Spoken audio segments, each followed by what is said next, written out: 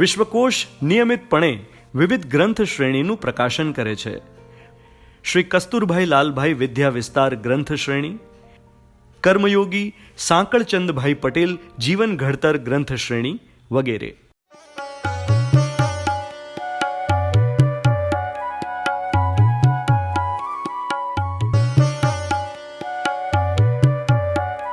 વિશ્વકોશ વિવિધ એવોર્ડ્સથી મહાનુભાવોને સન્માને છે. સંગીત, નૃત્ય, ચિત્રકલા, સાહિત્ય ક્ષેત્રે શ્રેષ્ઠ પ્રદાન માટે પદ્મભૂષણ ડૉક્ટર ધીરુભાઈ ઠાકર સવ્યસાચી સારસ્વત એવોર્ડ, સમાજના છેવાડાના સમુદાય માટે કામ કરવા માટે શ્રી મનસુખભાઈ મેદાણી સમાજ ઉત્કર્ષ એવોર્ડ, નવા વિચાર અને ટેકનોલોજીની મદદથી સામાજિક પરિવર્તન કરવા માટે શ્રી ચિનુભાઈ આર શાહ જીવન શિલ્પી એવોર્ડ. વિશ્વકોશ એ કોઈ સંસ્થા નથી, એ અનેક સંસ્થાઓનો વડલો છે. અહીં જ્ઞાન સૂર્ય સંચરે આપણું ચિત્ત પ્રકાશિત કરે.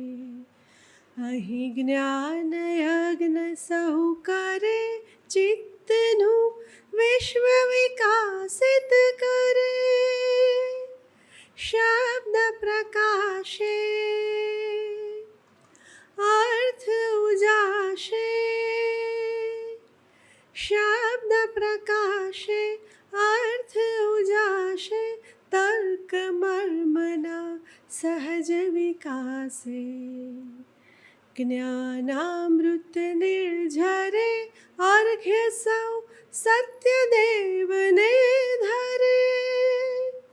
ધન્ય ગુર્જરીની શુભ દ્રષ્ટિ, વિશ્વકોશની એવી સૃષ્ટિ. તમસ તાપ સંહરે અંતરે સુખ સમજણનું ઠરે. રેવા જળશી શક્તિદાયિની, સત્ય સમુદા મુક્તિદાયિની. વિશ્વ વિહાર જ કરે શીલ સત્વ સંભરે. ગુર્જરી વિશ્વરૂપને વરે, ગુર્જરી વિશ્વરૂપને વરે, ગુર્જરી વિશ્વરૂપને વરે.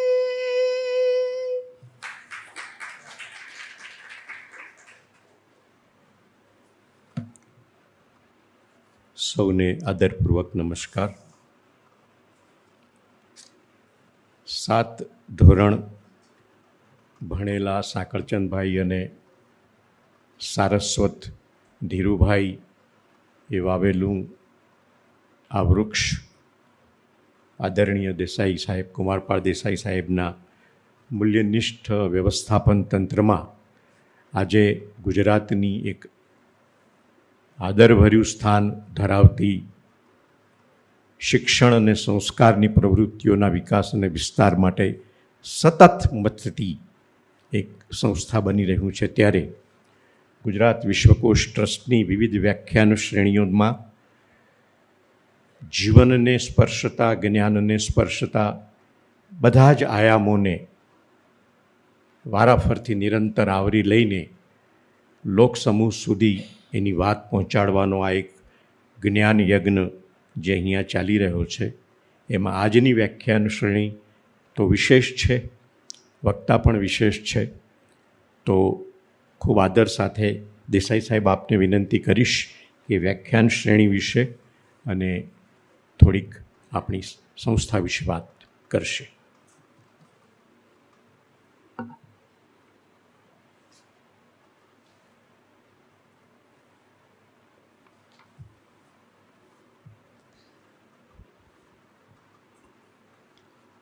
પરમ સ્નેહી શ્રી મનસુખભાઈ, જસુભાઈ, આદરણીય બોરીસાગર સાહેબ, ભીખેશ અને મિત્રો, કેળવણીકાર આચાર્ય નંદુભાઈ શુક્લ એમની વ્યાખ્યાનમાળામાં શોભે એવા એક વક્તા આજે આપણને સાંભળ્યા છે. એનું કારણ એ છે કે નંદુભાઈ શુક્લએ એમના જીવનમાં જે કેળવણી ક્ષેત્રે ખ્યાલોનો પ્રચાર કર્યો અને કદાચ એમનું આખું એ જીવન એની પાછળ ગાળ્યું, એ હંમેશા શિક્ષણ શબ્દને બદલે કેળવણી શબ્દ વધારે વાપરતા, કે આ કેળવવાની વાત છે. અને એમનો એક ખ્યાલ હતો કે સંસ્કાર પહેલાં જોઈએ, પછી વિદ્યા પ્રાપ્તિ અને ત્યારબાદ અનુશાસન. આ 3 વસ્તુઓ કેળવણીમાં પાયાની બાબત છે. એમણે એવા વિસ્તારમાં એ સમયે શાળા શરૂ કરી કે જ્યાં એક બાજુ જુઓ તો ગરીબ લોકોની વસ્તી, એ હિન્દુ હોય, મુસલમાન હોય, એ લોકોની વસ્તી હતી. અને એ વસ્તી વચ્ચે રહીને એમણે એ શાળાને એટલી સરસ બનાવી, એટલી ઉમદા બનાવી કે ગુજરાતની એક મહત્ત્વની શાળા ગણાય. ગુજરાત સરકારના જુદા જુદા આયામો હોય, એમાં પણ નંદુભાઈએ ખૂબ રસ લીધો અને આવી એક કેળવણીમાં જોડાયેલી વ્યક્તિ, એની સ્મૃતિમાં અમને આ વ્યાખ્યાનમાળા યોજવા માટે અમારા સૌના પ્રિય એવા ડૉક્ટર શિલીન શુક્લએ અમને સહયોગ આપ્યો ને એને પરિણામે આ વ્યાખ્યાનમાળા અમે યોજી રહ્યા છીએ. આપ જાણો છો કે ગુજરાત વિશ્વકોશ ટ્રસ્ટે જે 25,000 પૃષ્ઠોમાં 24,000 અધિકરણોવાળો વિશ્વકોશ તૈયાર કર્યો, એમાં મેડિકલ સાયન્સના બધા જ અધિકરણો એ ડૉક્ટર શિલીન શુક્લની આગેવાની હેઠળ, દોરવણી હેઠળ, અને એમણે બધા જ અધિકરણો અમને જોઈ આપ્યા અને એક પ્રમાણભૂત વિશ્વકોશ બને એને માટે એમને ખૂબ અથાગ પુરુષાર્થ કર્યો. આજે પણ તેઓ, મારે કહેવું જોઈએ કે મેડિકલ ટર્મિનોલોજીનો કોષ વિશ્વકોશ તૈયાર કરે છે અને એ પણ એમાં અમને ઘણી મદદ કરી રહ્યા છે ને લગભગ ઘણા શબ્દો સુધી એમને કોષ તૈયાર કરીને અમને આપ્યો પણ છે. એટલે એક કેળવણીકાર પિતા, એક સંસ્કાર પ્રેમી પુત્ર, અને એ બંનેનું એક એવું સંયોજન જોવા મળે નંદુભાઈનું અને શિલેનભાઈનું કે આપણે રાજીના રેડ થઈ જઈએ તો એમ કહીએ તો પણ ચાલે. એમની સ્મૃતિમાં યોજાતી આ વ્યાખ્યાનમાળામાં મનસુખભાઈ આવવાનું સ્વીકાર્યું. એ અમારા બહુ જ એક અંગત સ્વજન છે. આ વ્યાખ્યાનમાળામાં પૂર્વે પણ એક વખત આવ્યા છે અને જે કેળવણીની બાબતમાં કેટલાક સતત ચિંતા અને ચિંતન કરનારી વ્યક્તિઓ છે, એમાં મનસુખભાઈ છે. વિશ્વકોશ વતી એમના આગમનનો હું આનંદ પ્રગટ કરું છું અને આદરણીય શ્રી રતિભાઈ બોરીસાગરને વિનંતી કરું કે મનસુખભાઈનું પુસ્તકથી અભિવાદન કરે. રતિભાઈ આપણા એક સભ્ય છે અને આપણી વિનંતી છે કે દરેકના અભિવાદન વખતે ઉપસ્થિત હોય, આપણને એમનો લાભ.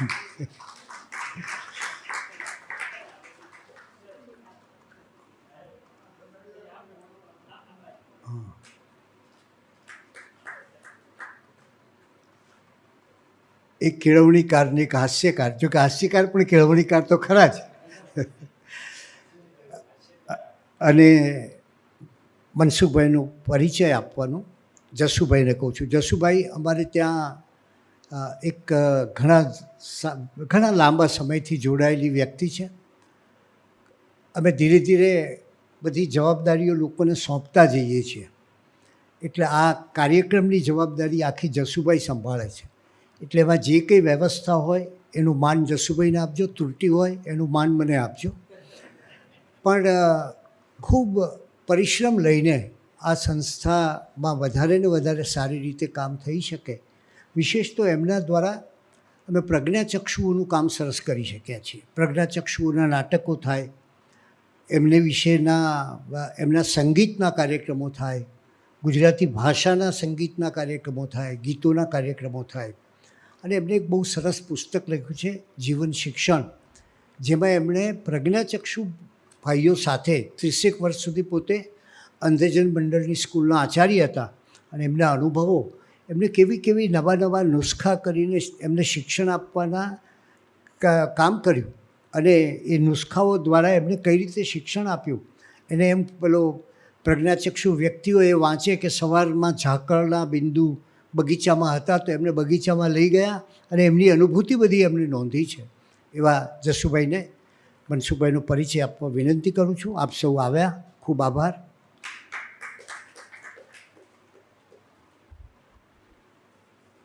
Thank you sir. દેસાઈ સાહેબ તો ગુરુ છે, પિતા તુલ્ય છે, એટલે થોડાક વધારે મારે માટે શબ્દો પણ એમણે વાપર્યા જ હોય એ સ્વાભાવિક છે. અને આમ પણ એમનો સ્વભાવ એ જ છે કે સૌને પ્રોત્સાહિત કરવા અને આ યજ્ઞમાં વધારે ને વધારે સક્રિય કરતા જવા. અને એટલે માટે જ આ સંસ્થા આજે લેક્સિકન સાથે જોડાઈને વિશ્વકક્ષાનું જે પોર્ટલ છે એની સાથે જોડાઈને વિશ્વકોશના ગ્રંથો પણ ડિજિટલ સ્વરૂપમાં મૂકીને વિશ્વના ખૂણે ખૂણે પહોંચી રહ્યું છે. સાહેબે કહ્યું એમ નંદુભાઈની સ્મૃતિને વંદન કરીને આજે આપણે સલ્લા સાહેબનો પરિચય તો શું આપવાનો હોય, એ સ્વયં એક પરિચય મૂર્તિ છે, શિક્ષણને લાગે વળગે છે ત્યાં સુધી એમ કહીએ તો ચાલે.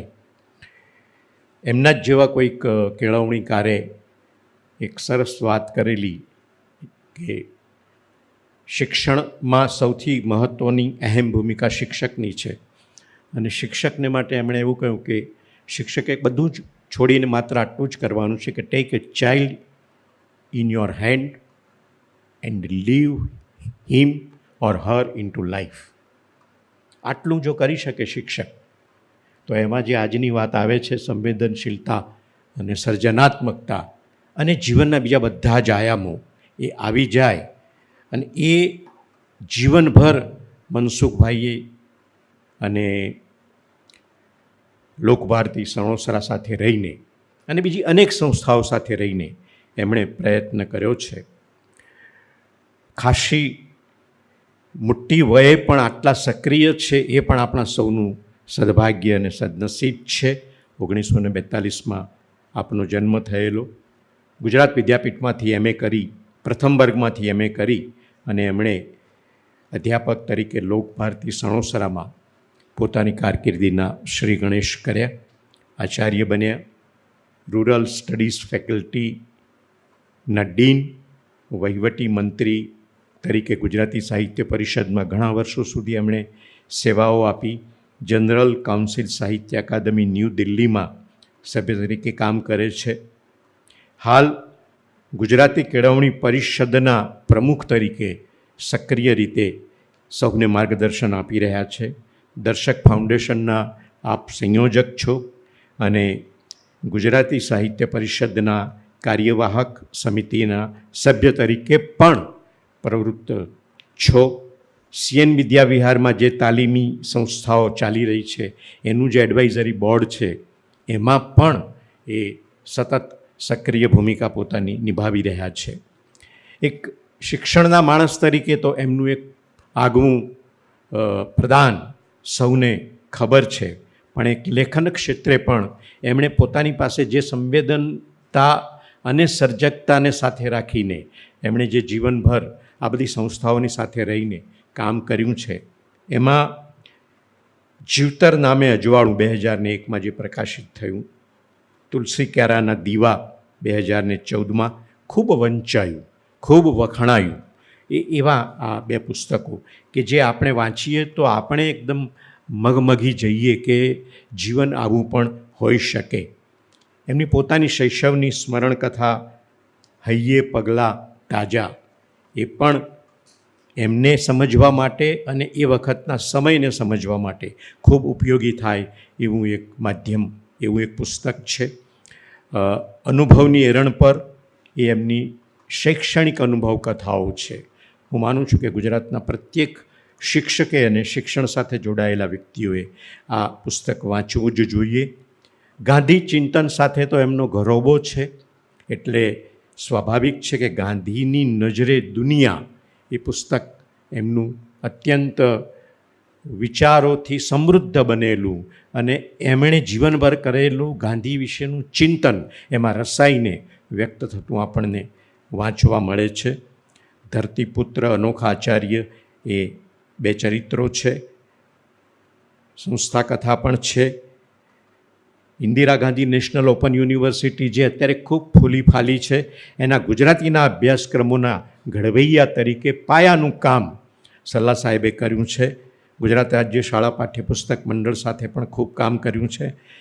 પુરસ્કારો તો એમને નામે એમની જોડીમાં એ ઈચ્છે કે ન ઈચ્છે તો પણ ઘણા આવીને પડ્યા છે. ભાઈતાઈ શિક્ષણ એવોર્ડ મૈત્રી વિદ્યાપીઠ દ્વારા, માનભાઈ ભટ્ટ શ્રેષ્ઠ શિક્ષક સન્માન શિશુ વિહાર ભાવનગર દ્વારા, Anantrai Raval award, Saraswat award Achala foundation દ્વારા અને પીડીપી યુનિવર્સિટી ગાંધીનગર દ્વારા શિક્ષક તરીકેનું સન્માન, દર્શક સાહિત્ય સન્માન સાહિત્ય પુરસ્કાર પણ આપે મેળવ્યો છે. સાવરકુંડલા એટલે સાહેબ અને બધા સાથે રહીને જે પ્રવૃત્તિ થઈ તે કરી તેનો. અને આ રીતે મનસુખભાઈ સલ્લા સાહેબે આ જીવન શિક્ષણ માટે ચિંતા અને ચિંતન કર્યું છે. અને એમની પાસેથી આજે આપણે સર્જકતા અને સંવેદનશીલતા એમાં શિક્ષણ કેવી રીતે કામમાં આવી શકે, કદાચ એ જ ખાટલે ખોડ રહી ગઈ હોય એવું આપણને લાગે છે. કારણ કે આટલે સુધી પહોંચ્યા પછી 21મી સદીના એકદમ અદ્યતન ઊંચા શિખર પર બેઠા પછી પણ રોજે રોજ છાપું ખોલીએ છીએ ત્યારે બે જ વસ્તુઓની ઉણપ વર્તાય છે: સર્જકતાનો અભાવ અને સંવેદનશીલતાની, એનો તો દુષ્કાળ કહીએ તો પણ ચાલે, એ અત્યારે દેખાય છે. એ શિક્ષણ કેવી રીતે કામ લાગી શકે? સલ્લા સાહેબ, આપને ખૂબ આદરપૂર્વક આપની વાત મૂકવા માટે વિનંતી.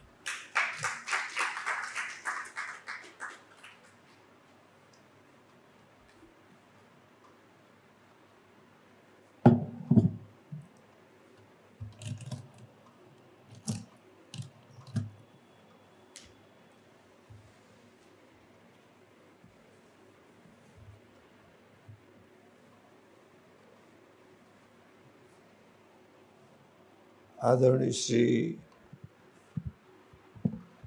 કુમારપાળભાઈ, આદરણીય બોરીસાગર સાહેબ,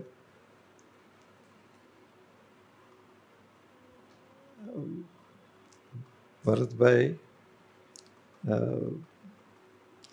અમારા બહુ જ પરિચિત લોક ભારતી સાથે સંકળાયેલા એવા પણ ઘણા ભાઈઓ બહેનો બેઠા છે. બધાના નામ લઈ શકાય એમ છે. અને આ નિમિત્તે આવા વિષયમાં આવી ગરમીમાં સાંભળવાનું આપ પસંદ કરીને આવ્યા એ આપ સૌ વક્તા માટે પણ એ મોટો આનંદ હોય છે.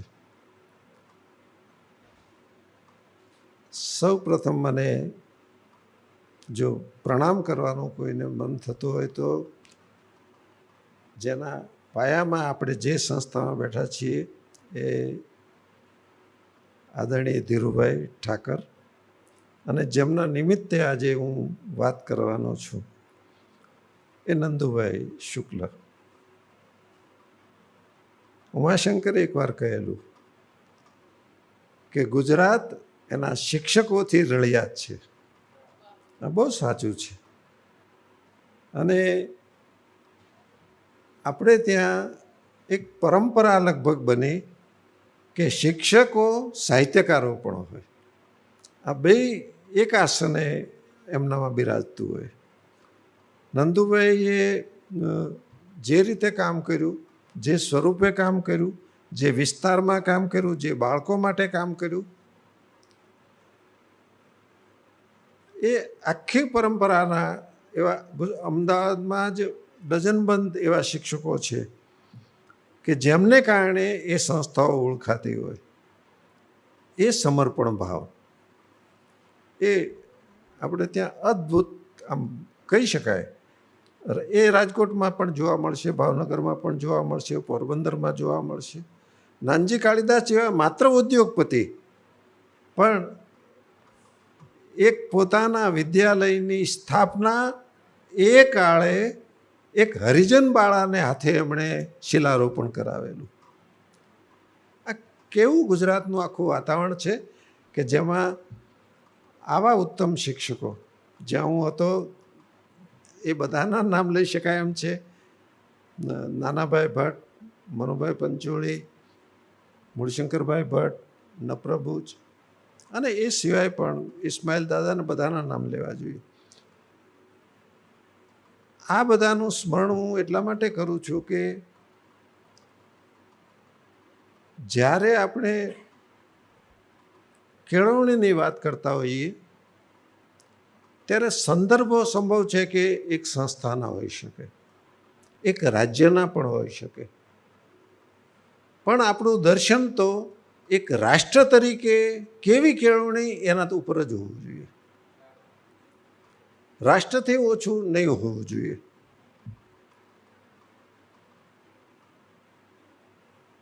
શા માટે આમ કહીએ છીએ? એ માત્ર મુગ્ધ ભાવ નથી. આપણું રાષ્ટ્ર કેવું મહાન છે એટલું જ એમાં ગૌરવ લેવાનો મુદ્દો નથી. આના મૂળમાં જઈએ તો સમજાશે, આ સૃષ્ટિ ઉપર મનુષ્ય સિવાયની જેટલી જાતિઓ છે એમાં ક્યાંય વૈદિક વિદ્યાલયનું સ્થાન જ નથી, રચના જ નથી. માત્ર ને માત્ર મનુષ્યમાં એકમાં જ આવું વૈદિક એટલે કે રીતસર ગોઠવાયેલું, રચના જે પ્રગટપણે દેખાતી હોય એવું વિદ્યાલય છે. કેમ આમ છે? કારણ કે મનુષ્ય માત્ર આહાર નિદ્રા ભય મૈથુનમ ચ એમાં બંધાઈ રહે એ અપેક્ષા નથી. ઉપરાંત મનુષ્યની જે ઉત્તમતાઓ છે એ કેમ પ્રગટ થાય? અને થોડાકમાં તો દરેક કાળે ગમે તેવી ખરાબ રાજ્ય રચના હોય, શિક્ષણ રચના હોય, બીજી સમાજ રચના હોય, એની વચ્ચે પોતાની રીતે માર્ગ કાઢનારા નીકળી આવે છે. આપણે જે વિચાર કરીએ છીએ તે સમગ્ર રાષ્ટ્રમાં આ કેવી રીતે થાય એનો વિચાર કરીએ છીએ. માથા કઢા તો હોય જ છે ને. ગાંધીજી, વિવેકાનંદ કે શ્રી અરવિંદ ચાલુ કેળવણીમાંથી જ નીકળ્યા હતા. પણ બધાને માટેનો વિચાર કરતા હોઈએ, છેલ્લામાં છેલ્લા માણસનો વિચાર કરતા હોઈએ તો શેને માટે આ છે આખી રચના? એમ પણ કહી શકાય કે એક ભાગ તે તાલીમનો છે. તાલીમ જે તે ક્ષેત્રની હોય છે, પણ એ તાલીમ લીધેલો માણસ એ મનુષ્ય તરીકે સારો થયો કે નહીં, આ હંમેશા વિચારવું પડે છે. એટલે આપણે વિશેષણ લગાડીએ છીએ કે ડૉક્ટર તો સારો ડૉક્ટર, શિક્ષક તો સારો શિક્ષક, ખેડૂત તો સારો ખેડૂત. માત્ર ખેડૂત, માત્ર ડૉક્ટર, માત્ર શિક્ષક, માત્ર ઉદ્યોગપતિ નહીં. આ સારું એ શું છે? જેને આપણે સારા તરીકે ઓળખાવીએ છીએ એ શું છે? એ સારપ વધારનાર કોણ કોણ છે? એમાં 3 પરિબળો બહુ જ મહત્વના છે. એક છે પરિવાર, કુટુંબ. કુટુંબ એવી રીતે અપ્રગટ રીતે અને બીજું પ્રેમના માધ્યમથી શીખવાડે છે. બીજું તત્વ છે ધર્મ તત્વ. હું સંપ્રદાય નથી કહેતો. સંપ્રદાયથી જે રંગાયેલા છે એમાં બધી મર્યાદાઓ પણ આવી જાય છે, પણ ધર્મ તત્વ વિના મનુષ્યને ચાલતું નથી. એટલે કે મનુષ્યના અસ્તિત્વના મૂળભૂત આધારો એ પણ મનુષ્યને ઘડવાનું, કેળવવાનું કામ કરે છે. આ બેની ચર્ચા હું અત્યારે નહીં કરું. ત્રીજું તત્વ, ત્રીજું આવું પરિબળ તે કેળવણી છે, જે વિદ્યાલય રૂપે પ્રગટ થાય છે, પ્રત્યક્ષ થાય છે. આ વિદ્યાલય, આ કેળવણીનું સ્વરૂપ, કેળવણીના તત્વોની પાસે આપણી એક નાગરિક તરીકે, એક મા બાપ તરીકે શી અપેક્ષા હોય છે? જેમ કે મા બાપ પોતે ભણાવવા જતા નથી, એ તો બાળકને વિદ્યાલયમાં મૂકે છે, પહેલા ધોરણથી તે યુનિવર્સિટી સુધી. પણ 3 અપેક્ષાઓ હોય છે કે મારું સંતાન, દીકરો હોય કે દીકરી, એનામાં કૌશલ્ય વિકાસ થાય. એટલે કે જીવન જીવવા માટેની એવી ક્ષમતા આવે કે એ સારી રીતે જીવી શકે, એટલું કમાઈ શકે. સ્વરૂપ, ક્ષેત્ર ગમે તે હોય, આ દરેકની અપેક્ષા હોય છે. બીજું, મારા સંતાનમાં સર્જનાત્મકતાની કેળવણી થવી જોઈએ. કારણ કે સર્જનાત્મકતા એ એકદમ પ્રગટ થઈ જાય છે એવું નથી. એને રીતસર વ્યવસ્થિતપણે આયોજિત રીતે એવા મોકા આપવા પડે છે, એવી રચના કરવી પડે છે કે જેમાંથી બાળકની સર્જનાત્મકતા બહાર આવે. વચ્ચે એક કોમેન્ટ કરું. આજના વિદ્યાલયો સર્જનાત્મકતાને તોડવાનું કામ કરે છે. એ આપણી કમનસીબી છે. પણ દરેક વાલીની અપેક્ષા હોય છે, મા બાપની, કે મારું બાળક એનામાં જે કોઈ પ્રકારની સર્જનાત્મકતા હોય તે પ્રગટ થાય, બહાર આવે, વિકસે. અને ત્રીજું તત્વ, દરેક મા બાપને આ અપેક્ષા હોય છે કે મારું બાળક જો વિદ્યાલયમાં ગયું તો એની સંવેદનશીલતા વિકસવી જોઈએ. સંવેદનશીલતા એટલે મનુષ્યત્વ. મનુષ્યત્વનો એનો વિકાસ થવો જોઈએ. આ આપણે આમ ટુકડા પાડીએ કે ભાઈ કૌશલ્ય, સર્જનાત્મકતા અથવા તો પૃથક્કરણાત્મક બુદ્ધિ અને સંવેદનશીલતા, એ સમજવા માટે 3 ભાગ છે. એ અખંડ એકમ છે, એ પરસ્પર સંકળાયેલા છે. એટલે આ દેશ ભૂલી ગયો છે અલબત્ત, પણ ગાંધીજીએ 3H જ્યારે કહ્યા, એટલે કે હાથની, હેન્ડ, માથાની, માથું તો એટલે કહેવાની એક રીત, પણ એમાં જે મગજ છે અને જે બુદ્ધિ છે એની, અને હાર્ટ એટલે કે હૃદય, આ ત્રણેયની સમન્વિત કેળવણી થવી જોઈએ. આ અલગ અલગ ન હોઈ શકે. અને જ્યારે અલગ કરવામાં આવે છે અથવા તો એક જ વસ્તુને કેન્દ્રમાં રાખવામાં આવે છે ત્યારે બાકીની વસ્તુઓ ગૌણ બને છે અને જોખમી પણ બને છે. આ સ્વરૂપમાં આપણે આને જોઈ શકીએ. એક બહુ ઝડપથી ટૂંકમાં ભારતીય કેળવણીનું ચિત્ર જોઈ લેવા જેવું છે આ સંદર્ભમાં. એમ કહી શકાય કે ભણનાર, ભણાવનાર, સાધનો, મકાનો, બજેટ લગભગ 1000 ગણા વધ્યા છે. 1947, 48 અને 2022 એની વચ્ચે 1000 ગણો મોટો ફેરફાર થયો છે. અને છતાં આટલો બધો અસંતોષ કેમ છે? શું એવું ખૂટે છે? કારણ કે માણસાઈની કેળવણી, ગુણ વિકાસની કેળવણી ઘટતી ગઈ.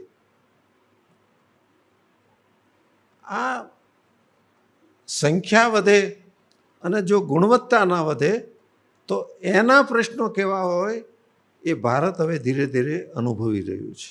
હું ભારત કહું છું, કોઈ એક પક્ષનો આ મુદ્દો નથી, કોઈ અમુક માણસોનો આ મુદ્દો નથી. એટલે આ આપણે જે અનુભવી રહ્યા છીએ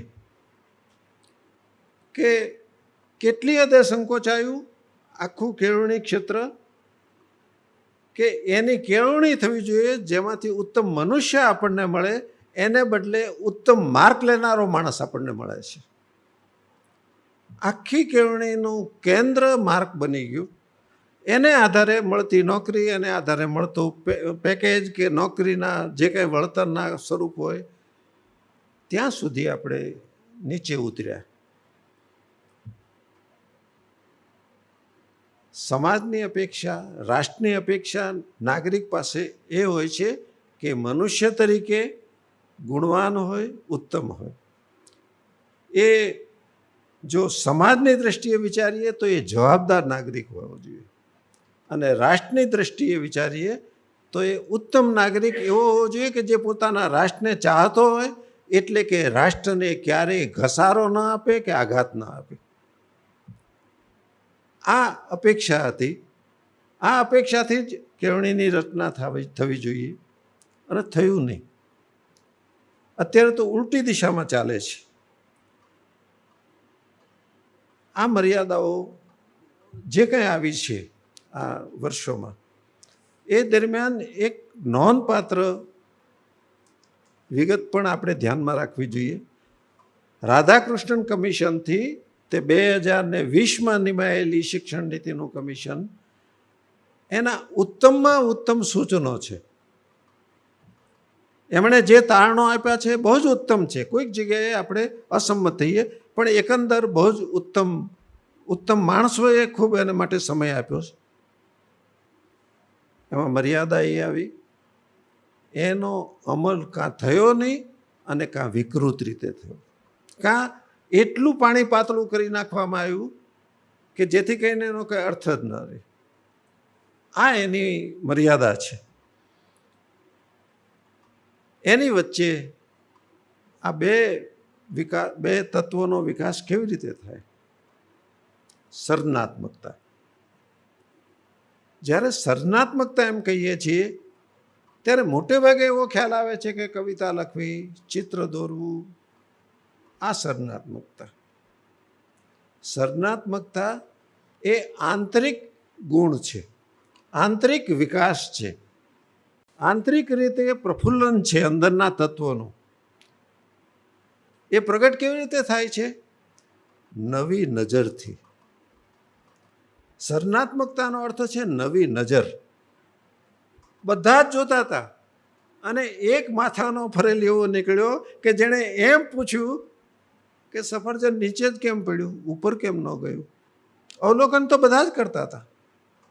નવી નજરનું પરિણામ હતું કે એણે માત્ર સફરજન નીચે પડતું જોયું નહીં, સફરજનથી આગળ વધીને એક મહાન સિદ્ધાંત શોધી કાઢ્યો, ગુરુત્વાકર્ષણ. એટલે કે નવી નજર એ સર્જનાત્મકતા છે. બીજું જે સ્વીકૃત છે, માન્ય છે, સ્થિર થઈ ગયેલું છે, સમાજમાં બધે જ એ પ્રચલિત છે, એને વિશે પણ એ પ્રશ્ન કરશે, એને વિશે પણ એ તપાસ કરશે, એને વિશે પણ એ સંશોધન કરશે. આ સર્જનાત્મકતા છે. જે પ્રચલિત છે, જે સ્થિર છે, માન્ય છે, એના વિશે પ્રશ્ન ન કરી શકાય એમ કહેવામાં આવે છે. પરંપરાથી, સદીઓથી એ બધું સ્થિર થઈ ગયેલું હોય એવું પણ બને. નથી આપણે કહેતા ઘણી વખત કે આપણા જેવા ભાગ્ય એ પ્રમાણે ભોગવી લેવાનું.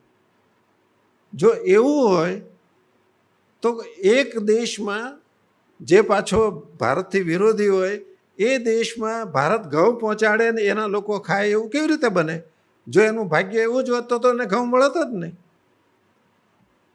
નહીં, આ રચના આખી એવી થઈ શકે છે. એનો અર્થ એ થયો કે આપણે સર્જનાત્મકતા એમ બોલીએ છીએ ત્યારે માત્ર અમુક જ ક્ષેત્રમાં નહીં, તમામ ક્ષેત્રમાં. એક માણસ મેનેજમેન્ટનો છે, એક માણસ અર્થશાસ્ત્રનો છે, એક માણસ ખેતીમાં કામ કરે છે. કોઈ પણ જગ્યાએ આ સર્જનાત્મકતા ઉપયોગી છે. પહેલી વખત જેને વિચાર આવ્યો હશે કે આ અમે જે ખાઈએ છીએ એ તો એટલા બધા રસાયણો અને એટલી બધી દવાઓ છે કે જેમાં લગભગ ઝેર ખાઈ રહ્યા છીએ, અને એ માણસે શોધ કરીને ધીરે ધીરે કરતાં એવી ખેતી કે જેમાં આ ઝેર ન હોય. આ સર્જનાત્મકતા છે. આ શોધનાર સર્જનાત્મક છે. એટલે કે આવી મૌલિક રીતે જોવું. આ જે મૌલિકતા છે તે આ છે. પડ્યું પનારું નભાવી લેવું એ પૂરતું નથી. તો કોઈ દિવસ વિશ્વકોશ થયો ન હોત. બધા અહીંયા જીવતા હતા ને અમદાવાદમાં, પણ ધીરુભાઈને, કુમારપાળભાઈને લાગ્યું કે ના, આપણે જ્ઞાનને આવી રીતે અવતારવું છે. માટે થયું ને, કલ્પ્યું નહીં હોય પહેલા બીજા ભાગ સુધી વખતે તો, પણ આ થયું.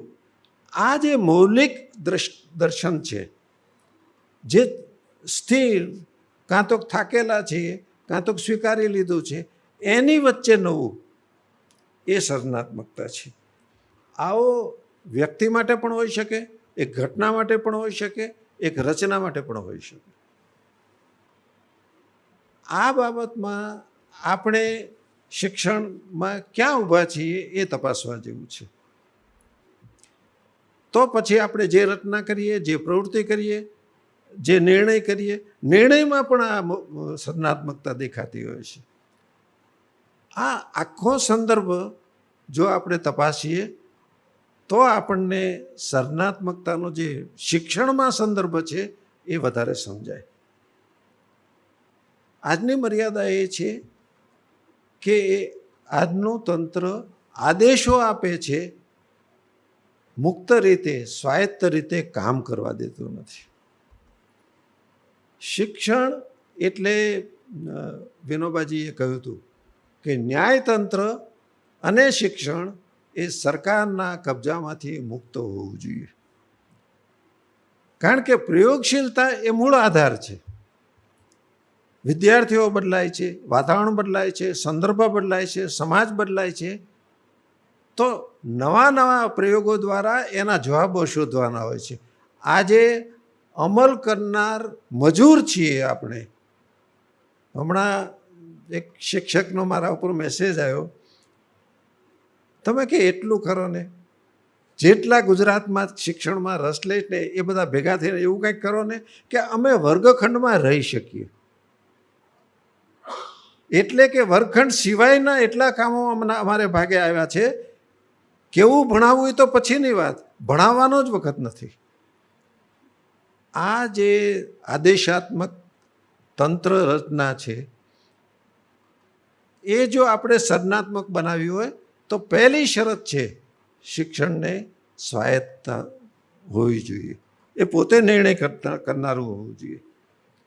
બીજું, વિદ્યાલયનું વાતાવરણ, ભાવાવરણ, જેને સાચો શબ્દ છે ભાવાવરણ, એ મુક્ત અને સાહજિક છે ખરું? આજે મોટે ભાગે કાં ભયજનક છે અને કાં ઉપેક્ષાવાળું છે. આ વાતાવરણથી વિદ્યાર્થીની સર્જનાત્મકતાનો વિકાસ નથી થતો. ત્રીજું,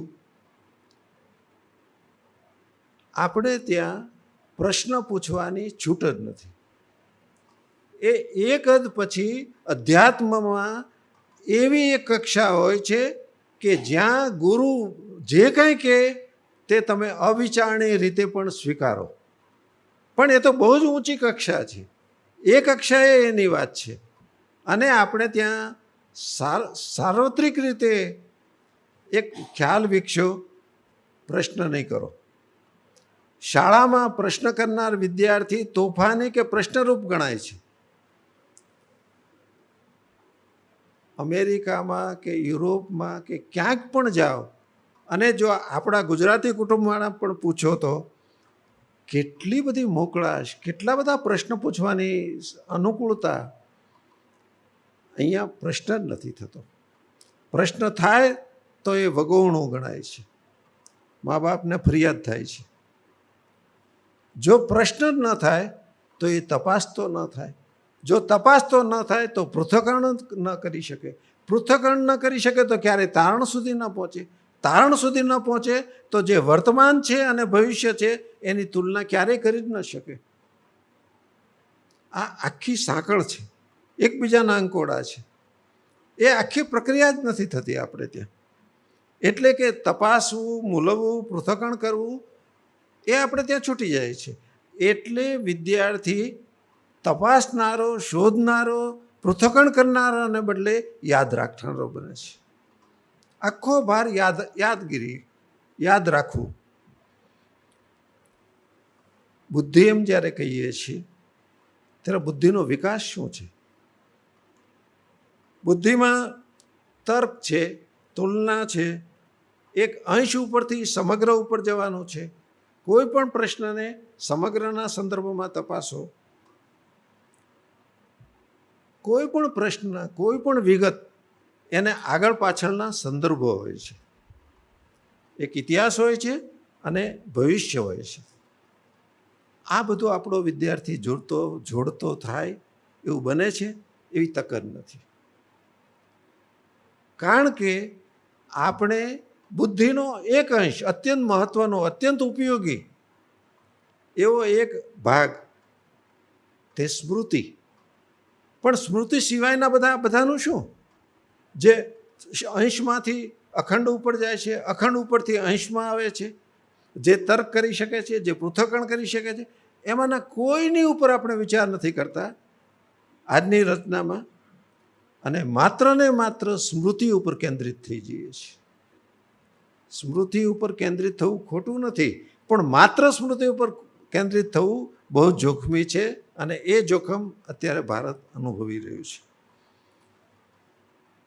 આ આપણી રચનાને શું કહીએ તો એક દ્રષ્ટાંત દ્વારા સમજીએ તો, જો 200 વોલ્ટનો બલ્બ હોય તો એણે 200 વોલ્ટનો પ્રકાશ આપવો જોઈએ. 200 વોલ્ટનો બલ્બ જો 20 વોલ્ટ જેટલો પ્રકાશ આપતો હોય તો 180 વોલ્ટની ખોટ છે એમ કહેવાય. એટલે વિદ્યાર્થી ડિગ્રી લે છે, વિદ્યાર્થી પાસ થાય છે, વિદ્યાર્થી એને કારણે નોકરી મેળવે છે, અથવા તો એને કારણે કંઈક અનુકૂળતા મેળવે છે, પણ કેટલું થાય છે? 200 વોલ્ટનો બલ્બ પ્રકાશ આપે છે 20 વોલ્ટ જેટલું, અને આ 180 વોલ્ટ દેખાતા જ નથી, એની કોઈ નોંધ જ લેતું નથી. આ અર્થમાં સર્જનાત્મકતાને સમજવા જેવી છે કે કેટલી શક્યતા હતી એક બાળકમાં. હું તો ત્યાં સુધી કહું, ગામડાના પ્રકૃતિ સાથે જોડાયેલા, જંગલ સાથે જોડાયેલા, માત્ર આવા ઢબુકલાની જેમ અને આટલા તાણ ભર્યા એવા શહેરી જીવનમાં ન જીવતા એવા બાળકો બૌદ્ધિક રીતે વધારે સજ્જ હોય છે, પણ એમને તક ઓછી મળે છે. અહીંયા તક વધારે છે, શહેરમાં પૈસાને આધારે તક લઈ શકાય છે. એ પણ એક મુદ્દો છે કે આટલું ખર્ચાળ શિક્ષણ હોઈ શકે, એ અત્યારે હું નહીં ચર્ચું. એટલે કે આપણે વિચારવાનું આ છે કે આ જે વિદ્યાર્થીઓની ખોટ છે, જરાક યાદ કરીએ. કલામ સાહેબને નાના નાના 5મા, 6ઠા, 7માના વિદ્યાર્થીઓએ જે પ્રશ્નો પૂછ્યા છે એ જરાક યાદ કરી જુઓ. આપણને એમ થાય કે આ એક 5મા, 6ઠા, 7માનું બાળક, એ તો એવડા મોટા માણસ હતા, એને સ્વાભાવિક રીતે એટલા બધા પ્રશ્નો પૂછતા હતા. એ પ્રશ્ન પૂછતા કર્યા. પ્રશ્ન પૂછવાની તેવડ જ નહોતી, કારણ કે આપણે ત્યાં તો અંજાઈ જવું એ જ સ્વાભાવિક હતું. અરે એક પ્રધાન આવે, નપાવટ ધારાસભ્ય આવે તો પણ અંજાઈ જઈએ છીએ, બાળકો અંજાઈ જાય એવું થતું હોય છે. અને આ તો દેશના આટલા મોટા સાયન્ટિસ્ટ અને રાષ્ટ્રપતિ, એમણે એવી અનુકૂળતા ઊભી કરી કે બાળકો પ્રશ્નો પૂછતા થયા. અને કેવા કેવા અદ્ભુત પ્રશ્નો પૂછ્યા, તો આપણો શિક્ષક આ ન કરી શકે? પણ આજે ગ્રામ પ્રદેશ, ગિરિજનો એટલે વનવાસીઓ, આ જે આર્થિક રીતે નબળા છે, ગરીબ છે, નિરક્ષરો છે, એના બાળકોમાં આ તક વધારેમાં વધારે છે, આ શક્યતા વધારેમાં વધારે છે, અને એને તક ઓછામાં ઓછી મળે છે. એક ગામમાંથી 2-5 હજારની વસ્તીમાંથી એકાદ છોકરો કે એકાદ છોકરી આગળ આવે, એ પહેલાં 200 વોલ્ટની જગ્યાએ 20 વોલ્ટ જેવું છે, કે 180 વોલ્ટનું જે નુકસાન છે એ દેખાતું નથી. અને એટલે જ 130 કરોડની વસ્તીવાળા દેશમાંથી 130 કરોડ નોબેલ પ્રાઇઝ વિનર નથી મળ્યા. એનો પાયો અહીંયા છે. તો કાર્યપદ્ધતિ બદલવી જોઈએ. ગીજુભાઈએ 100 વર્ષ પહેલાં એક પુસ્તક લખ્યું છે, કઈ કઈ પદ્ધતિએ ભણાવવું. 22 પદ્ધતિઓનું વર્ણન છે. કઈ પદ્ધતિઓ આજે વપરાય છે? બોલવાની એક જ પદ્ધતિ, એ સારી પદ્ધતિ છે, પણ એકમાત્ર નહીં હોવી જોઈએ. એની વાત એટલા માટે કરવાની છે, તમારી સામે જો 40 વિદ્યાર્થી બેઠા છે તો 40 વિદ્યાર્થીઓનો કૌટુંબિક સંદર્ભ, ઉછેરનો સંદર્ભ, એની માન્યતાઓ, એની જે રીતે એના વલણોનો વિકાસ થયો હોય એ અલગ અલગ હોય છે. દરેક બાળક એક સરખું નથી હોતું. માટે વિવિધ પદ્ધતિઓને જ્યારે તમે વાપરો છો ત્યારે જેને જે પદ્ધતિ વધારે અનુકૂળ આવી જાય ને એ સ્વીકારી લે છે. એક વિદ્યાર્થી બાકીનો બધી બાબતમાં સાવ નબળો હોય, નાટકમાં બહુ જ મહત્ત્વનો હોય. એક વિદ્યાર્થી રમતમાં બહુ જ આગળ આવે, એક વિદ્યાર્થી પર્વતારોહણમાં સૌથી આગળ રહે. કઈ પદ્ધતિ કોને કેમ લાગુ પડશે એટલે વિવિધ પદ્ધતિઓની અનિવાર્યતા છે. અનિવાર્ય, એને નિવારી ન શકાય, હોવી જ જોઈએ. આ વિવિધ પદ્ધતિઓ આટલા માટે છે અને આપણે ત્યાં ધીરે ધીરે કરતાં બધી જ પદ્ધતિઓ ચાલી ગઈ. જરાક ઝડપથી સમયના સંદર્ભમાં વાત કરી દઉં. માત્ર ભણાવવાનું કે ભારતમાં ગરીબી છે, આટલા આંકડા, આટલા ગરીબો, આટલા આમ. તમે જરાક નજીકમાં જ ક્યાંક ગરીબ વિસ્તારમાં જઈ અને વિદ્યાર્થીઓને બતાવો તો ખરા કે સામાન્ય માણસ આમ જીવે છે. પછી પહેલાં આંકડા ઉપયોગી છે, પહેલાં આંકડાને અર્થ મળશે. આજે માત્ર આંકડા યાદ રખાવાનું થાય છે. કેમ મુલાકાતે, એટલે કે જીવાતા જીવન સાથે તમારું જોડાણ થાય વિદ્યાર્થીઓનું, એ કેમ નથી કરતા? એ કરવું જોઈએ. શિક્ષણ પદ્ધતિ બદલવી એટલે આ. એને અનુભવની વચ્ચે મૂકો. અત્યારે એટલા બધા મને ઉદાહરણો યાદ આવે છે પણ હું છોડી દઉં છું કે અહીંયા હોલી ચાઇલ્ડ નામની સ્કૂલ છે, એની આચાર્યને વિચાર આવ્યો કે હવે એમને ભણવાનું આવે છે, એ એના એક પાઠ છે ભણવાનો કે આપણું જે બળતણ કહીએ એનર્જી એ કેવી કેવી રીતે વપરાય છે, એના બધા આંકડા, એ બધું ભણવાનું આવે, એના બધા પ્રકારો. એ બેનને, આચાર્ય બેનને એમ થયું કે મારે વિદ્યાર્થીઓને આનો અનુભવ આપવો છે. ગાંધીએ વારંવાર અનુભવ આધારિત કેળવણી ઉપર ભાર મૂક્યો હતો. આપણે અનુભવ આપતા જ નથી. બેનને આ વિચાર આવ્યો. એણે જેટલી શેરી હતી કલોલમાં એ છે એટલી શેરી પ્રમાણે વિદ્યાર્થીઓની ટુકડીઓ પાડી દીધી. એમાંની એક ટુકડી કલોલ છે, એ તાલુકા પ્લેસ છે, ત્યાં બધી બસો માટેનું કેન્દ્ર છે, ડેપો છે. પહેલાં લોકો ત્યાં ગયા અને પૂછ્યું, પેલા છોકરાઓએ, 4 જણની ટુકડી હતી, કે ભાઈ તમારી બસ સારી બરાબર ચાલતી હોય તો એક બસ 1 કિલોમીટર ડીઝલમાં, અરે 1 કિલો ડીઝલમાં કેટલી ચાલવી જોઈએ? તો કે 12 કિલોમીટર તો ચાલે. અત્યારે કેટલી ચાલે? તો કે 6 કિલોમીટર. શું કારણ છે? તો કે રિપેર નથી થતી, સાધનો જૂના છે, વગેરે વગેરે. કોઈક 2 વ્હીલરવાળા પાસે ગયા, કોઈક 4 વ્હીલરવાળા પાસે ગયા, કોઈક ટ્રેક્ટરવાળા પાસે ગયા. એનો જે દિવસે અહેવાલ રજૂ થવાનો હતો ત્યારે હું હાજર હતો. તે જે આ ડેપોમાં ગઈ હતી એ છોકરીએ બધું બહુ જ સરસ બધું વર્ણન કર્યું, કેટલી ખોટ છે. એણે તો પછી ત્યાં સુધી વર્ણન કર્યું કે આખા ગુજરાતમાં કેટલી બસો ફરે છે, તો કેટલા લીટર ડીઝલનો ખોટી રીતે ઉપયોગ થાય છે, આવું બધું જ એણે રજૂ કર્યું. પછી આપણે પ્રમુખ સ્થાને હોઈએ ને એટલે કેટલાક અધિકારો હોય છે. એટલે મેં એ બેનને પૂછ્યું કે બેટા તું આમાં શું કરી શકીશ? 9મા ધોરણની છોકરી મને કે હું જો ભવિષ્યમાં કોઈક એવા હોદ્દા ઉપર આવીશ ને તો ઓછામાં ઓછું એક બસમાં 12 કિલોમીટર તો નહીં પણ 11 કિલોમીટર ચાલે એવું કરી દઈશ. એ છોકરી શું કરશે ભવિષ્યમાં એ ખબર નથી. પણ આ એના મનમાં રોપાયું ને કે મારા દેશનો આટલું બધું ડીઝલ ખોટી રીતે બળી રહ્યું છે. આ સંદર્ભ આપણે વિદ્યાર્થીઓના ચિત્તમાં જગાડીએ છીએ ખરા? આવી રીતે શિક્ષણ પદ્ધતિનો અર્થ આ છે. તો પાઠ્ય સામગ્રીનો પણ પુનર્વિચાર કરવો પડે, તો આપણી કાર્ય પદ્ધતિનો પણ વિચાર કરવો પડે, આ બધાનો પુનર્વિચાર કરવો પડે. બીજો મુદ્દો તે સંવેદનશીલતાનો છે. સંવેદન, એમાં શબ્દ છે વેદન. વેદન એટલે અનુભવ કરવો.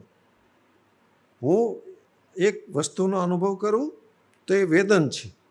પણ હું જ્યારે સંવેદન એમ કહું છું ત્યારે જે સામાવાળા છે એ સામાવાળા પ્રત્યક્ષ ઊભેલા પણ હોઈ શકે અને આખા દેશના તમામ નાગરિકો પણ હોઈ શકે.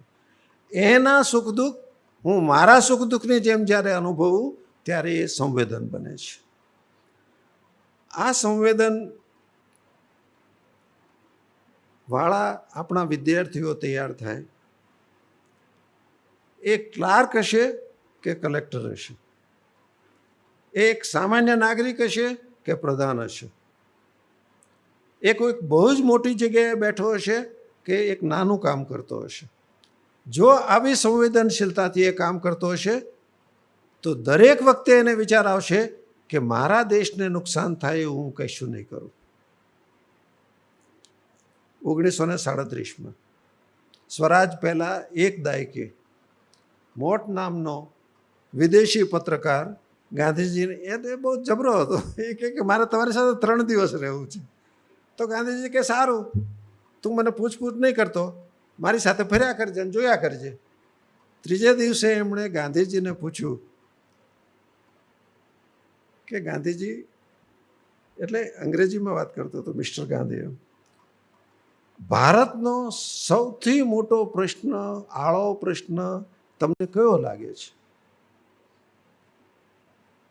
તો ગાંધીજી એ વખતે જો જવાબ આપી શકાય તો સ્વરાજ મેળવવું એ પ્રશ્ન હતો, હિન્દુ મુસ્લિમ વૈમનસ્ય એ પ્રશ્ન હતો, ગરીબી હતી, નિરક્ષરતા, કેટલા પ્રશ્નો હતા. આમાંના એક પણ જવાબમાં ગાંધીજીએ આવું ન કહ્યું. એમણે એમ કહ્યું કે ભારતનો સૌથી મોટામાં મોટો પ્રશ્ન ભણેલા લોકોના હૃદયની કઠોરતા છે. આ 1937માં આપેલો જવાબ છે કે માણસ જેમ ભણે છે એ સ્વકેન્દ્રી, સેલ્ફ સેન્ટર બનતો જાય છે. એ પોતાના સુખનો જ વિચાર કરે છે. આને જરાક હળવાશથી કહેવું હોય તો એવું બને કે તમે કોઈકને અમૃત પાવો અને અસર ઝેર જેવી થાય. વિદ્યા એ તો અમૃત છે, અને જે વિદ્યા મેળવે એ આવી ઝેર જેવી અસર કેમ મેળવે? કારણ કે આપણે વિદ્યાને પણ વટલાવી નાખી, વિદ્યાને પણ બગાડી નાખી. એવી પદ્ધતિઓ, એવી રચનાઓ, એને પરિણામે આપણો વિદ્યાર્થી સંવેદનશીલ થવાની જગ્યાએ વધારે વધારે સ્વાર્થી થતો જાય છે, સેલ્ફ સેન્ટર થતો જાય છે.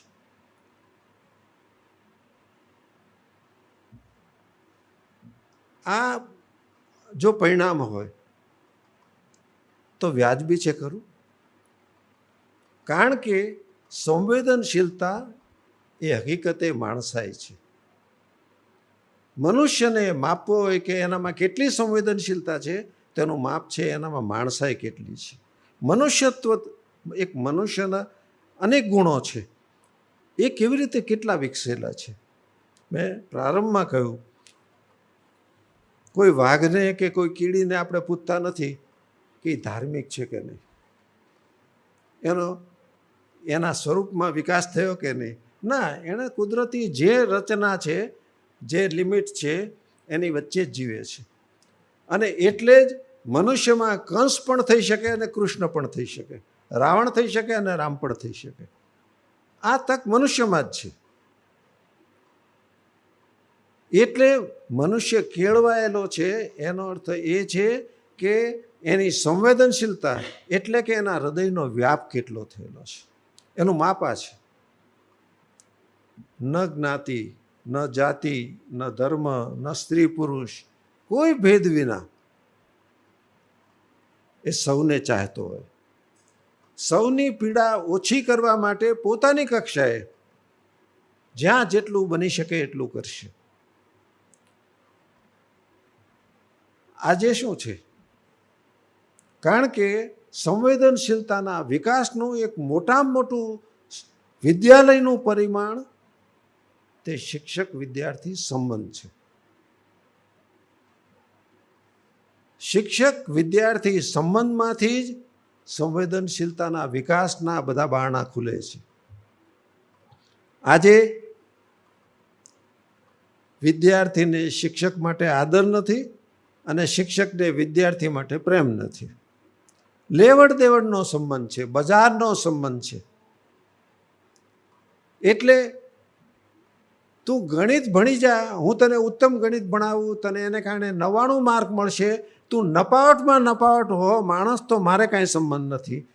આવું શિક્ષણમાં ન હોઈ શકે, જેમ ધર્મ ક્ષેત્રમાં પણ ન હોઈ શકે. આ બે ક્ષેત્રો એવા છે કે જેમાં આવું કદી ન ચાલી શકે. અને આજે હકીકત છે કે શિક્ષક ઉપેક્ષા સેવે છે, વિદ્યાર્થી અનાદર કરે છે. આવું કેમ થાય છે? કારણ કે આપણે શિક્ષકને એવી રીતે યોજો, જેમ કે શિક્ષકને કેમ ભણાવવું એની તાલીમ આપવામાં આવે છે, પણ નિષ્ઠાવાળા રહેવું એની કંઈ વાત જ નથી કરવાની. અને પાછું એક આખું પેપર હોય છે કે જેમાં શિક્ષણનો આખો ઇતિહાસ ભણાવવામાં આવે છે, પણ એ માત્ર માર્ક માટે ભણાવે છે નહીં. આનો નવેસર આપણે વિચાર કરવો પડશે. એટલે કે જે કંઈ પ્રક્રિયા થાય એ પ્રક્રિયા વિદ્યાર્થીના સંવેદનને વિકસાવનારી હોય. એક જ ઉદાહરણ પૂરતું થશે. 2022 આ જાન્યુઆરી પછીનો કિસ્સો છે. એ યુવકની મર્યાદા એક જ હતી કે એ દલિત હતો. એના લગ્ન હતા માટે એ ઘોડા ઉપર બેઠો. એના લગ્ન હતા માટે એણે બૂટ પહેર્યા. એનો ગુનો શું છે? ઘોડા ઉપર બેઠો અને બૂટ પહેર્યા. એનું ફુલેકું નીકળ્યું, ચોરા પાસે પહોંચ્યું, ગામની વચ્ચોવચ્ચ ભાગ જે હોય છે, અને એને, એના બાપને અને એના સગાઓને એટલા મારવામાં આવ્યા, ઘોડા ઉપરથી તો ઉતારી મૂક્યો, બૂટ પણ કઢાવી નાખ્યા. આ કિસ્સો 2022નો છે. આવું થઈ શકે અને બન્યું છે. અને કંઈ ઝાઝા પગલાં ભરાયા નથી, કંઈ ઝાઝા પગલાં ભરાયા નથી. આ અસંવેદનશીલતા ગાંધીજીએ કહ્યું હતું ને. અને આ નિર્ણાયકો કોણ છે? બધા જ ભણેલાઓ નિર્ણાયકો છે. એ જજ હોય, એ ધારાસભ્ય હોય, એ પ્રધાન હોય, એ કલેક્ટર હોય, એ ડીડીઓ હોય, કોઈ પણ હોય. એ પોલીસ ઇન્સ્પેક્ટર હોઈ શકે કે પોલીસનો મુખ્ય વડો હોઈ શકે. બધા જ ભણેલા છે. આ કેમ બન્યું?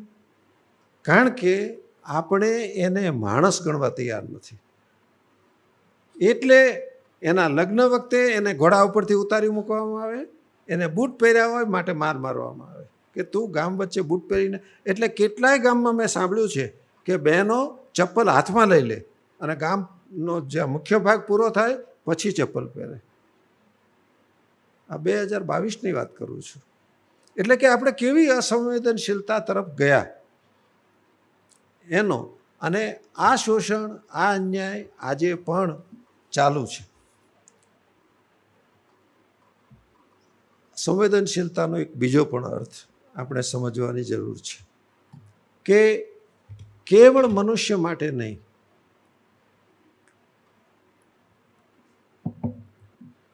મનુષ્યતર સૃષ્ટિ માટે પણ. હવે એટલા આપણે જાગૃત થયા છીએ કે મનુષ્યતર સૃષ્ટિ, મનુષ્યતર નિર્જીવ તત્વો, એને માટેની પણ સંવેદનશીલતા અનિવાર્ય છે. નહીં તો આપણે આપણા અસ્તિત્વને ટકાવી નહીં શકીએ આ પૃથ્વી ઉપર. એ તરફ આપણે જઈ રહ્યા છીએ. એ પછી તમે વાયુનું જુઓ, પાણીનું જુઓ, જમીનનું જુઓ, પર્યાવરણનું જુઓ, કંઈ પણ, એ તરફ આપણે જઈ રહ્યા છીએ. આ કેમ થાય? આ બધા પ્રશ્નો તો છે. તો જે શાળામાં આજથી 40 વર્ષ પહેલાં બહુ સહજ હતું, 30 વર્ષ પહેલાં બહુ સહજ હતું, એ બધું આપણે છૂટતા ગયા. જેમ કે વિદ્યાર્થીનું ચિત્ત અન્ય માટે કેળવાય એને માટેનું એક મહત્ત્વનું માધ્યમ તે પ્રાર્થના. આજે જુઓ પ્રાર્થનાનું સ્વરૂપ કેટલું વિકૃત થઈ ગયું. વિકૃત એ અર્થમાં કે ભૂંગળા દરેક ક્લાસરૂમમાં મૂકી દીધા અને એકાદ કોઈ પ્રાર્થના બોલાઈ જાય, છોકરાઓ ઘડીક ઊભા થાય, છોકરાને કશો જ સંબંધ નહીં પ્રાર્થના સાથે. કેટલું ઉત્તમ માધ્યમ અને કેટલું સાધારણ રીતે વપરાઈ રહ્યું છે. જેમ કે સાહિત્ય. આ બોરીસાગર સાહેબે પોતાની જે ક્યાં છે મારી નદી એ નામે પોતાના સ્મરણો લખ્યા છે. એમાં એક પ્રેમચંદજીની વાર્તા ઠાકુર કા કુઆ એને વિશે લખ્યું છે. હલી ઉઠીએ આપણે કે મનુષ્ય સાથે આવું થાય. કારણ કે એ દરિત છે. સાહિત્ય મનુષ્યના હૃદયને કેળવવાનું કામ કરે છે. આજે એમ ભણાવવામાં આવે છે કે નવલકથાના તત્વો કેવા છે, પાત્ર પરિચય આપો, ફલાણું આપો, ભાષા કેવી છે, અથવા તો આનો અલંકાર કયો છે, આનું ફલાણું શું છે. આ ભણાવવા માટે સાહિત્ય નથી. એ સાહિત્યને વધારે સારી રીતે સમજવા માટે પૂરક એવી બધી બાબતો છે. એ દ્વારા મનુષ્યના હૃદયની કેળવણી થવી જોઈએ. આવી રીતે આપણે સાહિત્યનો ઉપયોગ કરીએ છીએ. લોકભારતીમાં પહેલું અને બીજું વર્ષ સુધી એગ્રોનોમીનો વિદ્યાર્થી પણ સાહિત્ય ભણતો, ગોપાલનનો વિદ્યાર્થી પણ સાહિત્ય ભણતો. દર્શક કહેતા કે ભાઈ પહેલાં હૃદય કેળવો, પછી બાકીનું બધું થઈ રહેશે. નહીં જાણતો હોય તો જાણતો થઈ જશે, પણ પહેલાં હૃદય કેળવો. એવું જ ઉત્સવો, સાંસ્કૃતિક કાર્યક્રમો, અરે બ્લડ ડોનેશન, બીમારને સહાય, કુદરતી આફતમાં મદદ, પોતાના વિસ્તારમાં કંઈક નાના નાના કામો, વૃક્ષને પાણી પાવું શાળામાં હોય તો, આ બધા જ કાર્યક્રમો હૃદયનો વિકાસ કરે છે. અને આ બધા જ કાર્યક્રમો, કુમારપાળભાઈ આપને કદાચ ખબર હશે, એક તાલુકા એક જિલ્લાના શિક્ષણાધિકારીએ એક સંસ્થાને નોટિસ આપી કે તમે વિદ્યાર્થીઓ પાસે સફાઈ વગેરે જે કામ કરાવો છો એ મજૂરી નહીં કરાવવાની, અને નહીં તો તમારી ઉપર કાયદેસર પગલાં ભરવામાં આવશે. અમે કહ્યું ને કે અમૃત કેમ ઝેર થાય છે, એના આ બધા નમૂના છે. આ દ્વારા તો વિદ્યાર્થીઓની કેળવણી થાય છે. ચિત્તની જેમ કેળવણી જરૂરી છે, એમ હૃદયની કેળવણી પણ જરૂરી છે. અને એ બંધ થયું અથવા તો એ બધી પ્રક્રિયાઓ ચાલે, પણ નિર્જીવપણે ચાલે. પ્રાણ વગરના ખોળિયા જેવી આ બધી પ્રવૃત્તિઓ. પ્રવાસ દ્વારા કયો મનુષ્ય એવો છે કે જેના જીવનમાં કોઈક ને કોઈક પ્રકારે કટોકટી આવવાની છે. અને આજે તો એક માર્ક ટકોય નથી કહેતો, એક માર્ક ઓછો આવ્યો ને છોકરાઓ પંખે લટકી જાય છે. કારણ કે આપણે ટેવ જ ન પાડી કે જીવન છે એ ફૂલની પથારી નથી, કાંટા પણ છે, તો કાંટા માટે તૈયાર થવું. હવે એને માટેનો મોટામાં મોટો જો કાર્યક્રમ હોય વિદ્યાલયનો તો તે પ્રવાસ હતો. એટલા નિયમોની જટાજૂળ ઊભી કરી શિક્ષકો એ સાહસ કરતા નથી, એટલે પ્રવાસ બંધ થઈ ગયા. કોઈ શાળા પ્રવાસ કરાવતી નથી. પ્રવાસ શું શું મનુષ્યને વિકસાવે, એના હૃદયને કેમ વિકસાવે, એ તો આપણે વિચાર જ ન કર્યો. છાત્રાલય એનો વિચાર. હવે જેમ કે તાલીમી સંસ્થાઓ છે એમાં છાત્રાલય જરૂરી, છાત્રાલય જ નીકળી ગયું. કારણ કે પાટણમાં એક કન્યા સાથે નહીં થવું જોઈએ, પણ એવું થયું. તો તમારે એનો રસ્તો કાઢવો જોઈએ. એટલે કે આજે શિક્ષણમાં આ બધું ફરીવાર પાછું પ્રતિષ્ઠિત કરવાની જરૂર છે, સ્થાપવાની જરૂર છે. જો માણસ બદલાય તો બધું બદલાય છે. કેળવણીની રચના જ આને માટે છે કે માણસ માત્ર પોતાના સાંકડા વર્તુળમાંથી બહાર નીકળે. હું કશું કરું કે ન કરું, હું મારી પત્નીને, મારા મા બાપને, મારા બાળકોને માટે તો હું કાળજી લઉં જ. એ બહુ સાહજિક છે, એમાં કંઈ શીખવાડવું પડે એમ નથી. પણ હું મારી એક નાની ક્ષિતિજ છે એની બહાર નીકળીને બીજાનો વિચાર કરું, ત્યારે મારા મનુષ્યત્વનો વિકાસ થયો છે એમ ગણાય. અને આ કરવા માટે, આ સંવેદનાનો વિકાસ કરવા માટે આપણે પ્રયત્ન કરી રહ્યા છીએ. એટલે જે સારી સંસ્થાઓ છે એમાં આ બધું ક્યાંક ને ક્યાંક થયું હશે. આજે પણ આટલા બધા વિચિત્ર અને ન સમજી શકાય એવા નિર્ણયો વારંવાર શિક્ષકોની ઉપર, શાળા ઉપર, વિદ્યાલયો ઉપર, અને જ્યાં આખા વિશ્વની વિદ્યાનો વિચાર થવો જોઈએ એ વિશ્વવિદ્યાલય છે, એ યુનિવર્સિટી છે. છે આપણી કોઈ યુનિવર્સિટી એવી કે જેમાં આપણે બહુ ગૌરવ લઈ શકીએ એવી રીતે કામ થતું હોય? નહીં. એટલું બધું ઉપર છલ્લું થઈ ગયું. શિક્ષકોએ વાંચવાનું પણ બંધ કરી દીધું. વર્ગમાં જાય તો જાય, વિદ્યાર્થી વર્ગમાં જાય તો જાય, જે ઉચ્ચ વિદ્યા જ્યાં અમુક જ પ્રકારની તમારે એવી ડિસિપ્લિન કેળવવાની છે કે તમે આખા રાષ્ટ્રને સમજી શકો, આખી માનવજાતને સમજી શકો, એને માટેનો આ આખી રચના તે ઉચ્ચ વિદ્યા એ કેટલી પામર થઈ ગઈ છે આજે એના તમામ અંગોમાં. આ સ્વરૂપમાં જો આપણે વિચાર કરતા હોઈએ તો કેળવણીનો જે પાયાના જે ગાંધીજીએ 3 તત્વો કહ્યા કે તમે એના કૌશલ્યને પણ વિકસાવો, તમે એની બુદ્ધિને પણ વિકસાવો, તમે એના હૃદયને પણ વિકસાવો.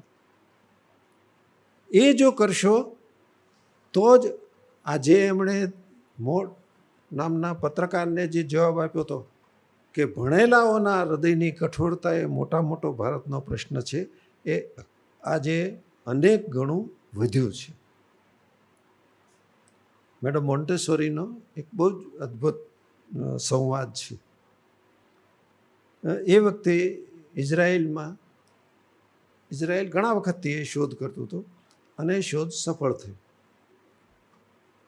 એ શોધ એવી હતી કે એવું શું કામે કે મધમાખી ડંખવાળી જ હોય, મધમાખી મધ બનાવે પણ ડંખ ન મારે એવી મધમાખી મળે કે ન મળે, એવી શોધાય કે નહીં, કે ડંખ ન મારતી હોય અને મધ બનાવતી હોય. એમાં એ સફળ થયા. અને મેડમ મોન્ટેસોરીને કોઈકે કહ્યું કે મેડમ એક અદ્ભુત શોધ થઈ, ઇઝરાયલમાં એવી શોધ થઈ છે કે મધમાખી મધ બનાવે છે પણ ડંખ નથી મારતી. તો મેડમ મોન્ટેસોરીએ જે જવાબમાં કહ્યું ને એ આપણે કાળજે કોતરી રાખવા જેવું છે. એમણે એમ કહ્યું કે આવી શોધ થઈ એનો મને આનંદ છે, પણ મારી શોધ તો ડંખ વગરનો માણસ થાય એની છે. મારી શોધ ડંખ વગરનો માણસ કેમ થાય? આ ડંખ વગરનો માણસ એટલે સંવેદનશીલ માણસ, ડંખ વગરનો માણસ એટલે સર્જનાત્મકતાનો વિકાસવાળો માણસ, ડંખ વગરનો માણસ એટલે કોઈ પણ કામને હલકું ન ગણનારો માણસ, કોઈ પણ કામ કરવા માટે એની સ્વાભાવિક તૈયારી હોય એવો માણસ. નહીં તો ડંખવાળા માણસો તૈયાર થશે. પછી એટલું જ રહેશે કે તળાટીની 300 જગ્યા માટે 5 લાખ અરજીઓ આવ્યા કરશે, અને જેમાં માસ્ટર ડિગ્રીવાળા ને બધા જ હોય એવા એ અરજી કરી હોય. જગ્યા 300, અરજી 500. આ આપણે જે આખું ચિત્ર છે એને જો બદલવું હોય તો પાયામાંથી, અને આ અઘરું નથી, આ કરી શકાય એવું છે. અને સમાપનમાં કહું, સ્વરાજ પહેલાં કેટલા પ્રયોગો થયા. આર્ય સમાજે એક રીતે પ્રયોગ કર્યો, ગાંધીજી અને નાનાભાઈને એ બધાએ બીજી રીતે પ્રયોગો કર્યા, રવિન્દ્રનાથે ત્રીજી રીતે કર્યા, શ્રી અરવિંદે ચોથી રીતે કર્યા. અનેક પ્રયોગો દેશમાં થયા. સ્વરાજ પછી આવા વ્યક્તિગત પ્રયોગો બંધ થઈ ગયા, સંસ્થાઓએ કરેલા પ્રયોગો બંધ થઈ ગયા. બધું જ એક સરખું કરવામાં એ બધું બરાબર છે કે એક સરખું પણ શિક્ષણના ક્ષેત્રમાં તો અમુક જ સુધી જ હોઈ શકે. જેમ કે શિક્ષકોની લાયકાત બરાબર છે કે એક સરખી હોય, પણ બધું જ એક સરખું નહીં.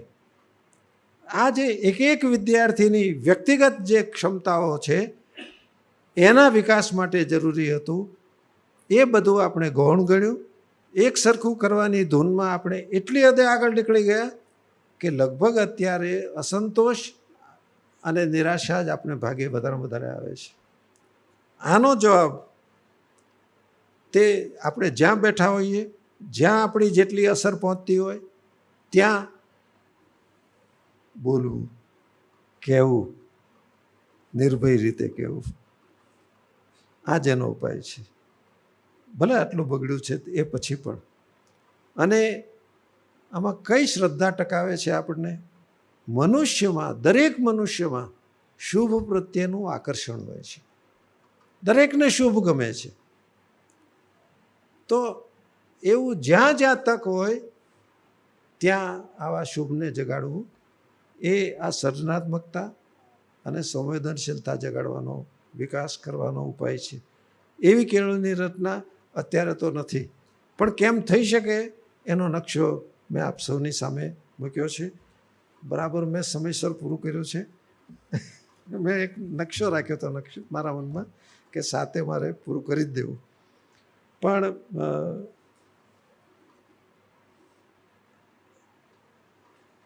આવા વ્યાખ્યાનમાં જય સંખ્યા ન પણ હોય એ મહત્વનું નથી, પણ જેમના ચિત્તમાં સરવળાટ થતો હોય ને એવી સંખ્યા હોય તો પૂરતું છે. આપ સૌનો ખૂબ ખૂબ આભાર, નંદુભાઈ પરિવારનો.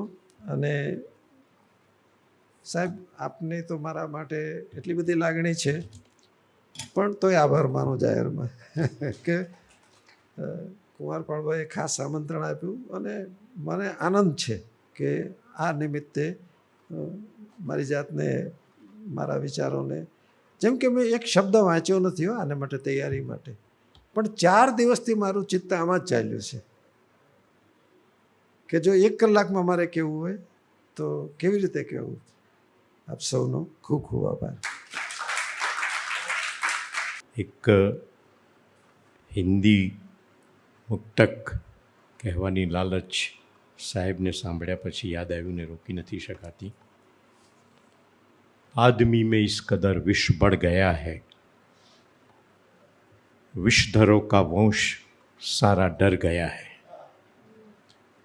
आदमी में इस कदर विष बढ़ गया है, विषधरों का वंश सारा डर गया है. कल सुनेंगे आदमी के काटने से रास्ते में सांप कोई मर गया है. ડંખ વગરનો માણસ, સાહેબે જે વાત કરી તે પેદા કરવામાં કે આપણું કેળવણી,